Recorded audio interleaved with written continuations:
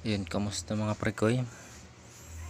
Sure, sa araw na to, papakita ko sa inyo o share ko lang sa inyo kung paano ko ginawa itong DIY na microphone sa 4K camera. Let's go. Ito lang para makatipid ka sa gastusin, magkano rin yun. Pwede ka naman gumawa mga sira-sirang headphone, tapos mga USB port ng Android, pwede na yun. Mga parga, ipakita ko sa inyo.